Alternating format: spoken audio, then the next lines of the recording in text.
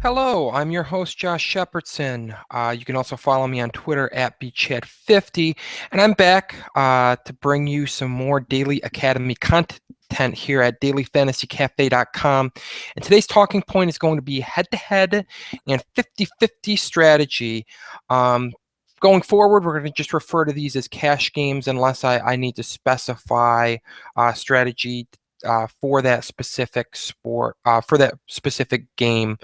Um, the idea being that half the field gets paid in these games, and that and head-to-heads, that's one of two players, and 50-50s, that's half the field. But clumped together, they are called cash games, as we've discussed on previous podcasts in the Daily Academy.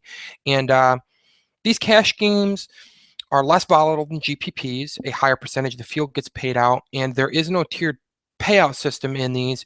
Basically, you win double your money if you place in these, or double your money minus the house rake, so to speak. So you're looking. So the strategy used in these is much different than GPPs. We're going to start with specifically looking at head-to-heads. When you pick who you're playing, if you're not setting yourself out there for others to face you, and you're looking for opponents, avoid the experts when possible. You may not immediately know who the experts are. Search for the usernames of these gamers from DraftKings. You can usually find out how they're doing. You can also track them as you're playing and notice, are these guys cashing regularly? And on FanDuel, you can specifically see how these gamers, men and women, have performed by clicking on their username and seeing how they've fared. There's a breakdown by sport, and you can just see how they've done. If they're a consistent gamer, consistent casher, it makes very little sense to butt heads with them. Try to find somebody who's either less experienced or just not as good. Make life easier on yourself. There's no reason to. If using an NFL analogy, if you could face the Patriots every week, you certainly wouldn't want to. If you could avoid them every week and instead face, say, the Tampa Bay Buccaneers, who are picking first in the 2015 NFL Draft, you'd be much better off doing so.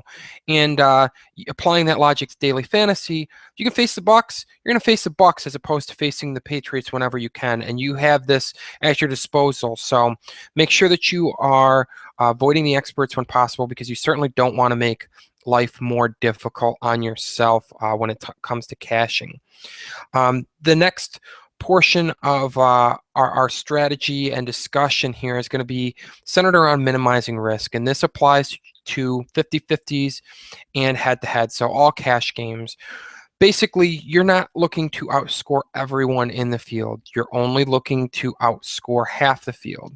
Now, obviously, in a head-to-head, there is only one other person in the field, but you just have to be better than that one person. So you're not looking to take risks. You're not looking to take high ceiling players that are boom or bust. You're looking for consistency. You're looking for higher floors. You want to get the players in baseball who make a lot of contact, who hit high in the order. In basketball, you want consistent score. You want a point scorer, a guy who's going to be out there on the court a ton. You don't want somebody you don't want these players who find themselves in foul trouble frequently, because if they don't get minutes, they don't score points.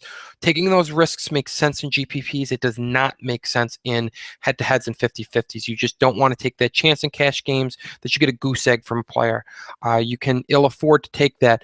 You're much better off looking for players that are going to be on the court, that are going to be accumulating points, because you just have to finish in the middle of the pack to make money. And remember what your goal is here. Instead of looking to place high in GPPs, you're looking to place in the middle of the pack.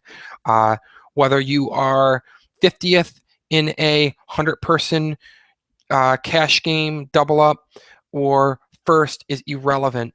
Both people are taking home the same amount of money. There is no advantage to going crazy chasing ceiling. And if you are chasing a higher floor, you're going to do better. And that basically ties in nicely with the next point, which is aim for good, not great.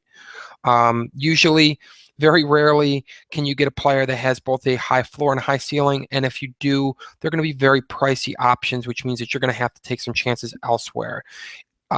Player that comes to mind in baseball, Miguel Cabrera. Yes, he has a high floor. Yes, he has a high ceiling, but he's also priced accordingly. He's going to be a very expensive option. Sometimes you can fit that on your roster. Maybe it's a day where pitching is cheap, and in this instance, go ahead and spend on a guy like Cabrera. But if you are looking for a more balanced roster, that should really be your goal in a lot of cases. In basketball, maybe you want to own Anthony Davis, and that's fine, but you're going to have to cut some corners elsewhere to fit under the cap, and you just need to make sure that you're aiming for a good score, not necessarily a top score, and that really trickles down to your roster construction.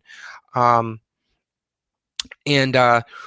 when you are setting your lineups and you're looking to put together these good, not great lineups, you need to be setting a point scoring goal. Even if you don't play and you decide that you would like to scan for a week, you're going to notice that the same scoring range is typically winning 50-50s and head-to-heads in various sports. It's maybe just using this as an example, 100 points in fantasy baseball on DraftKings is roughly, let's say, 75% likely to cash in a cash game in a head-to-head or 50-50. If you know that, you should be aiming to score around 100 points. You don't need to be aiming to take a chance to try and score 120. You don't get any bonus points for scoring 120 points. Obviously, there are exceptions and there are higher scoring nights than others, but if you have a point scoring goal in mind, if you know it is typically cashing, you are way ahead of the field and you know how to maximize the dollars you're spending from your salary cap. And that's very important when building a bankroll, when trying to consistently win your daily fantasy games. So make sure you're setting a point goal. And now the final talking point does break the cash games down into head-to-heads and 50-50s. Diversifying lineups is optimal for playing multiple 50-50s, whereas entering a singular lineup across multiple head-to-heads is best. It's best to use an example to illustrate this. If you enter all of the same lineups across all of your 50-50s, an off night from one roster, for whatever reason, maybe somebody leaves the game hurt, maybe they get in foul trouble in basketball or football. But if you enter the same lineup and you have an off night, you're unlikely to cash in any of your 50-50s. You're likely to lose all of your contests. To put this in perspective, if your roster score finishes in the 25th percentile, you're probably going to lose all of your 50-50s, barring some incredible luck where you are in a 50-50 where essentially everybody's terrible. This doesn't happen often. In fact, it almost never happens. So if you're using the same core of stars and you're not varying the players surrounding them, you are in the danger of getting completely swept. By diversifying and mixing in some of your other secondary options, that one player who left the game hurt no longer kills all of your 50-50 squads. Instead, they only cripple a handful. You may end up cashing and salvaging some rosters and some cashes that day. Conversely, in head-to-heads, you're better off entering one singular lineup. If you really like a lineup on a given day, if you've done the research, you want to enter your best lineup into multiple contests, because if that lineup comes through as you expect, you've got a good chance at sweeping your head-to-head games. Whereas using the same hypothetical 25th percentile scoring example, that hypothetical lineup is still going to win roughly 25% of your head-to-head contests. You finished in that 25th percentile, so you're not as likely to get swept. You're still going to save some some face, save some bankroll, and not flush it all in the head-to-head contest just because you're playing one other player. But if you have a great night, if your top lineup comes through as you expect, you're more likely to sweep. Now, obviously, you're more likely to sweep your 50-50s that way too, but you carry so much more risks because of the possibility of an off night.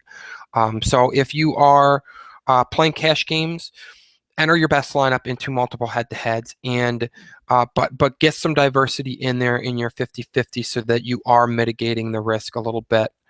And that's going to wrap things up for the head-to-head and 50-50 section of the Daily Academy, the strategy section of it.